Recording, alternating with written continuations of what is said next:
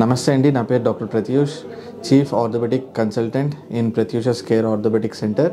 PRP plasma therapy అనేది నడుపుతున్నామండి. దాంట్లో ప్లాస్మా థెరపీ అని అంటే మనం పీఆర్పీ అనేది ఇవ్వటం జరుగుతుంది మోకాల్లోకి. జనరల్గా మనం పీఆర్పీతో పాటు ఇంకొకటి వేరేది కూడా ఇవ్వటం జరుగుతుంది మోకాల్లోకి, సో దట్ ఆ లూబ్రికేషన్ అనేది మెయింటైన్ అవుతుంది నీ జాయింట్లో. ప్లస్ ఈ పీఆర్పీ మూలంగా మనకి లోపల ఏమైనా చిన్న చిన్న మెనిస్కై అలాంటివి ఏమైనా చిన్న చిన్న డ్యామేజెస్ ఉంటే it will help to heal them also అండి. ప్లస్ ఈ పీఆర్పీ అనేది దీని గురించి పెద్ద భయపడాల్సిన అవసరం ఏం లేదు. పీఆర్పీ అని అంటే మన శరీరంలో నుంచి బ్లడ్ తీసి మనం దాంట్లో నుంచి కణాలని తయారు చేసి వాటిని మోకాల్లోకి ఇవ్వటం ద్వారా మనకి ఏమవుతుందంటే రిస్క్ ఆఫ్ ఇన్ఫెక్షన్ లేదా ఇన్ఫ్లమేటరీ కండిషన్స్ అనేవి ఛాన్సెస్ చాలా వెరీ మినిమల్ ఉంటాయండి.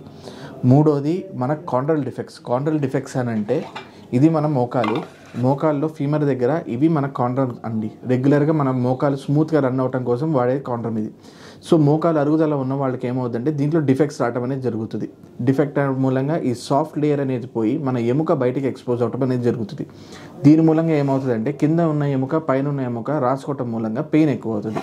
ఈ పీఆర్పీ ఇంజెక్షన్ ఇవ్వటం మూలంగా ఏమవుతుందంటే ఆ పీఆర్పీ అనే లేయర్ దీని మీద ఫామ్ అయిపోయి దాన్ని హీల్ చేయడానికి హెల్ప్ చేస్తుంది. దానికోసం అని చెప్పి PRP injections mostly success rate అనేది చాలా ఎక్కువ ఉంటుంది అండి.